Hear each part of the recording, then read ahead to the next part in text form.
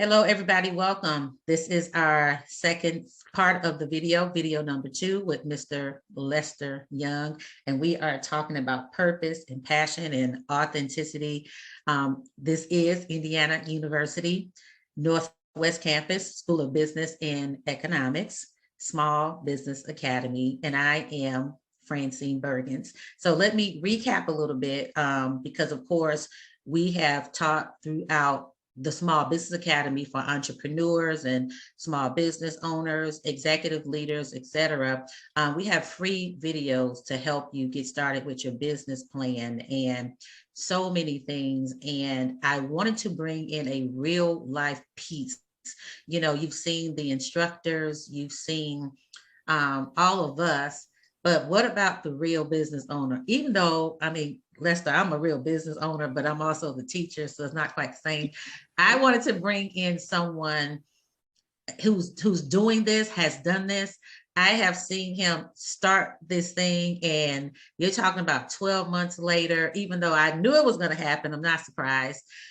Here we are, and his business, his brand has evolved. It is taking off, and he really has a mission for the world. And these are examples that we need to see. And so I'm happy that I'm here on the ground floor. Like I told you, you know, this was going to happen, so that when you see him later on, you will know that we all had small beginnings. You know, we all started somewhere, and you have to start somewhere. So Lester, I'm going to kind of come back because again, your business, your organization is called Path to Redemption, and we talked about purpose and passion. Is it the same? And you said they're intertwined. I totally agree with you as far as that goes. For this part, I want to talk about how do you get pushed into your purpose? So one of the questions, something I always hear, because again, my specialty in my business, my niche, what I love, what I live for, what I bleed for is helping people to understand and discover their purpose, but also understanding it evolves. You know, it's not overnight. You're going to find layer 1, and then next week you're going to find layer 2, and then next week's going to be layer 3, and then you're going to add them all together. Then you're going to start over because then it's going to grow, and you're always evolving. So how did you get pushed into your purpose? Great question. I got pushed into my purpose not only because of I mentioned in video 1 being sentenced to life in prison, but it was mentors who mentored me to help me open that window to see bigger than where I was, right? Some of you can't even imagine what it felt like to be sitting inside of a prison, small prison cell, feeling completely hopeless. But having a mentor to tell me that, hey, your mind is a garden, and what seeds you plant in that garden will determine the growth, or it would die, right? So having that mentor inside of a prison began to help me cultivate my mindset. Going back again to turning your setbacks into comebacks. Many people, when I was experiencing my setback, I felt dejected and I just wanted to give up. But he showed me the power of personal development. Focus on your mind. Stop focusing on the inner things within yourself that will allow you to be pushed into purpose, and then you can embrace purpose, you know, fully.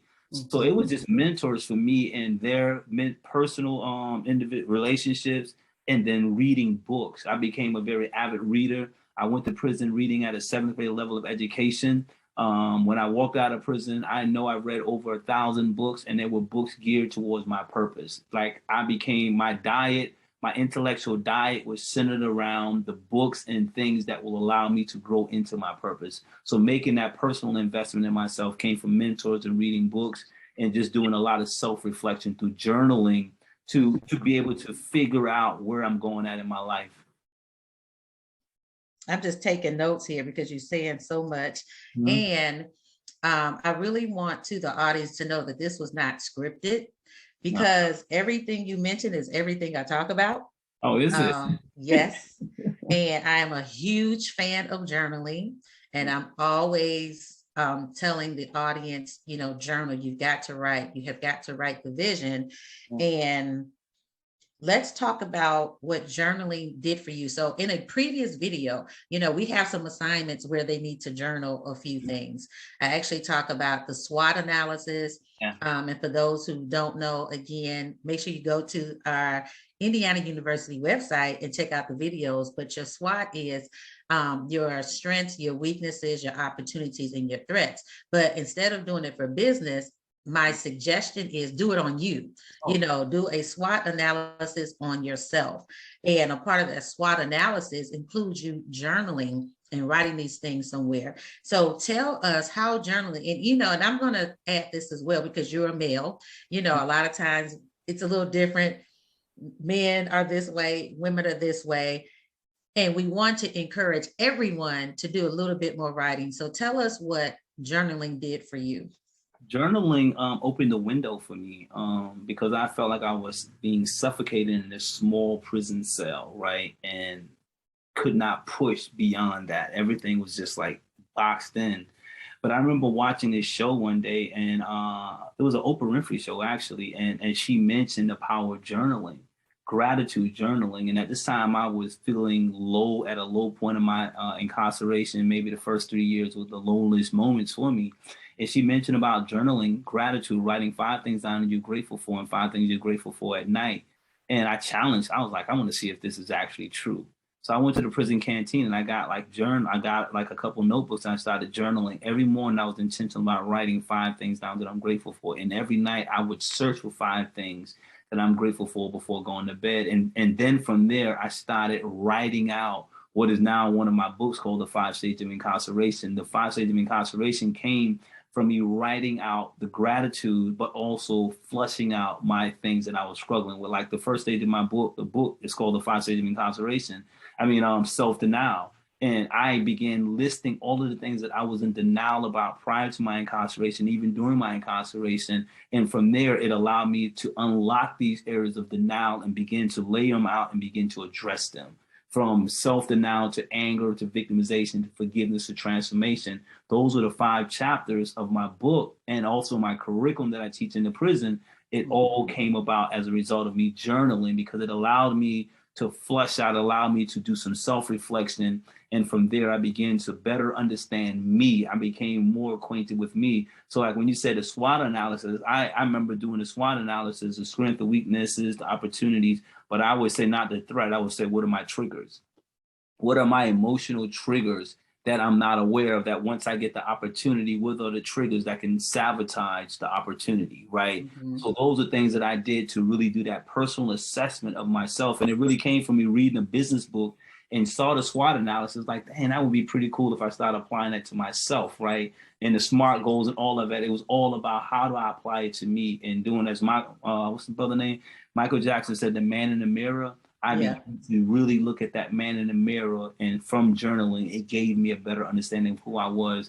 And it also helped me to map out what my future plans was in the next 20 years. And even when I got out of prison, it was all there. So I have a total now about 35 journals. I still journal to this day because it allowed me to unlock, and a lot of my books that I'm publishing now is a result of journaling.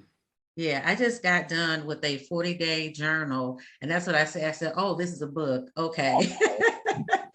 Because I stopped actually writing because I was writing so much, and I started typing because I was able to just go and just kind of get it out. And one day would be like 3 pages. And I'm like, yeah, I think that's what this is. So that's a product.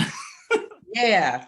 And so you mentioned flushing out, because again, when we talk about business owners, and this is what I want the people to understand too, and just in this real life interview, as a business owner, it's not easy. It's not the key to the building. It's not telling people what to do. Leadership in itself, as the owner, it is a lot of components.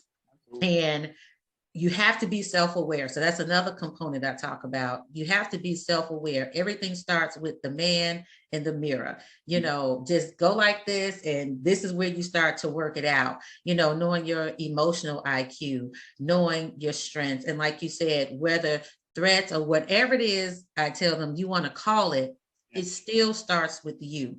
So you said you began to flush out. Now, I just want to relate this part in business to weaknesses, you know, because sometimes there's things on the inside of us, it can either harm us or do us some good. So tell us a little bit more from a business perspective, how journaling can help flush out some things from being the business leader, owner, etc. I think about like flushing out from a business perspective is like going into a business, it has to be a level of prudency in thoughts, right? That you come from this level of self-defeating thoughts that can sometimes hinder you in growing your business. You come from a space of poverty and scarcity. You go into business with that. The chances are you're not going to succeed in that business, right? So it's about you being able to rewire that self-defeating thought that prevents you from stepping out. How many people you see write this beautiful business plan but never have the confidence to jump out to actually execute? And the reason why they're not executing is because they have not really begun to rewire their thought process. Right. They made all of the investment, but that self-defeating thought, that strength, that weakness is the self-defeating thoughts that prevent you from doing it, or you feel that you're not capable of doing it. You start questioning yourself, and sometimes you find that extends way into your childhood experience. So going back into the journaling, have an opportunity to identify these triggers, to be able to highlight them. Now, when you go into these spaces as a business owner, these don't become your trigger that traumatize you even more, or even prevent you from really fully executing and fully blossoming into the business owner that you have been created to do. Execute. Yeah, being your best you in business. You know, it is, oh my gosh, we can probably go on and on and on and on and on about looking at the man in the mirror. And I would like to suggest, you know, even just before you start the business, you know, get with your peers. I mentioned this before, you know, get with a group of professionals. A lot of times we want to get with our family and our friends, but sometimes depending on the family and the friend, you know, they may want to just give you the positive instead of the whole truth, nothing but the truth, so help you God, you know? And so sometimes you got to go, let me get someone who doesn't know me. Lester, this is something that I did when I first started my business, and when I really took hold of this thing, as I was journaling and just writing out some goals, and I was going to different meetings, etc. I really wanted to know, is my message clear? So one of the recommendations that I make as far as all of this is concerned, but it came from journaling, was let me figure out what people have to say about my business, and let me hear what they have to say. But it came from journaling. It came from the SMART goals. It came from the SWOT analysis.